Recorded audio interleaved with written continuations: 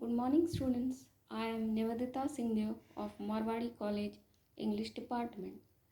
Today, I am going to take your online classes for elective English, that is of 100 marks. As in previous videos, we have started novel The Financial Expert by R.K. Narayanan.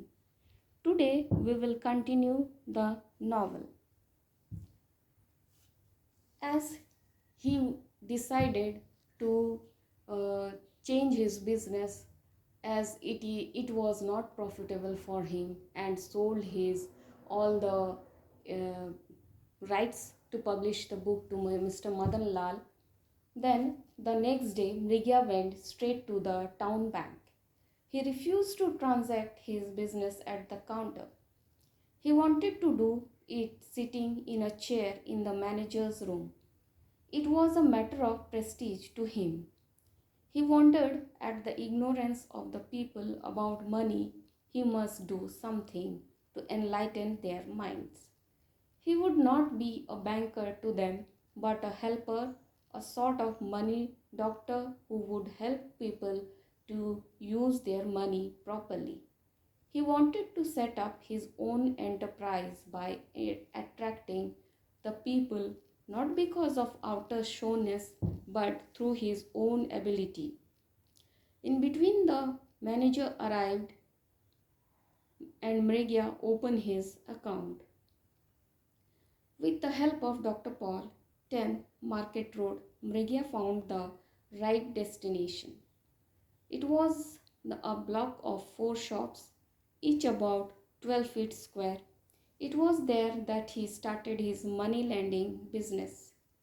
To Mrigya, once again, money was the greatest factor in life and the most ill used.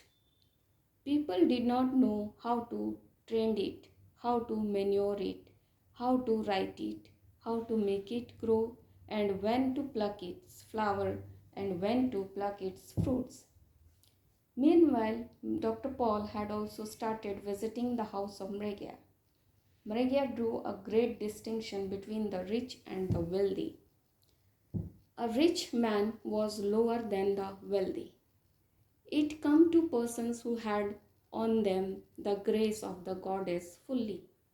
It was the most important that people should not mistake one for the other. Next to the subject of money, the greatest burden on his mind was his son Balu. The boy had failed in his matriculation examination, and that embittered him very much. He wondered what he should do with him. Whenever he thought of it, his heart sank within him. God bless Mrigya with everything under the sun. He had engaged 3 home tutors, yet in vain. He gave his son nutritious food and lot of fruits. He asked his wife to give Balu special food as he was preparing for his examination. Mrigya was in agonies on examination days. He regarded examination as the most unnecessary torment. He often went over to restaurant nearby and ate all the valuable things in restaurant, but bought a packet of cigarettes, sought a secluded corner away from the praying eyes of his elders on the bank of the river behind the college, sat down and smoked the entire packet. After returning home, he hated to talk with others. He wanted to live in seclusion. Mrigya thought that Balu would fare well in examination. The result was always contrary to Mrigya's expectations. He felt like striking his son, but restrained himself, for the sun, as 4 inches taller, as he stood hanging his head with his back to the wall, and Mrigya feared that he might retaliate. So he checked himself, and from a corner to the mother watched silently with resignation and fear. The crisis developing between father and son.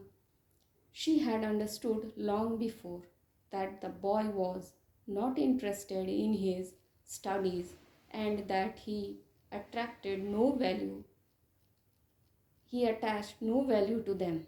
But it was no use telling that to her husband. Mrigia shouted, "How am I to hold up my head in public? What will they think of me?" But Balu spoke with a quiet firmness. "How is it their concern?" Mrigia wrung up his hands in despair and clenched his teeth. He said, "You are no son of mine. I cannot tolerate a son who brings such disgrace on the family." The boy replied, "Do not talk nonsense, father." Mrigia was stupefied. He had no idea that the boy could speak so much. The boy burst into tears and wailed to be sent out of the house if they did not like him. Now Mrigia planned about the admission of his son in a school. He would make better arrangement for his examination.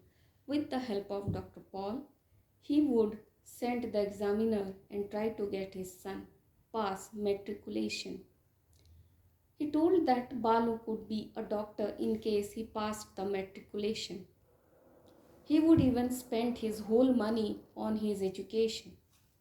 He would do everything with his money and contacts to see that his son got through SSLC examination. He wanted to pursue Balu gently and kindly, but the boy was irritated to see the report card. He made a dash for the book, snatched it from his father's hand before he knew what was happening, tore its entire bulk into 4 pieces, and ran out into the streets and threw away the pieces into the gutter. Mrigia was too stunned to say anything. He then turned to deal with his son, but he had disappeared. Mrigia's wife also always kept on thinking of the son who had not come home back since that day. She asked her husband tremblingly to bring back her Balu, but Mrigia was helpless as he himself did not know anything about Balu's whereabouts. Was heartbroken, spoke very little, and ate very little. Mrigia often got angry and blamed her for spoiling the atmosphere of the house. Mrigia would try to make her happy with lots of money, but Balu money was useless for her. Mrigia did not like this as money was everything for him. Mrigia had not employed any servant for domestic work and his wife had to do all the work. She wanted to employ a cook, but she knew well that Mrigia would not like to spend so much money. In the absence of her son, she did not like anything, not even food. Mrigia got angry when she talked of Balu. He told her to live happily as she used to live before the birth of Balu. In their view, he was always thinking of earning and collecting more and more money. Time passed, but there was no news of Balu. Mrigia thought that perhaps he had drowned himself. His wife was always sad and complained that he did not try to search for the boy. Mrigia did not know what to do. He would not go to the police to tell anything because he did not want that people should know about his son's disappearance. He had told the people that Balu had gone on a holiday to Bombay or Madras. He would give his son his own example to say that he was not a learned man, but he had done well in life. Today, up to this, we will continue in our next video.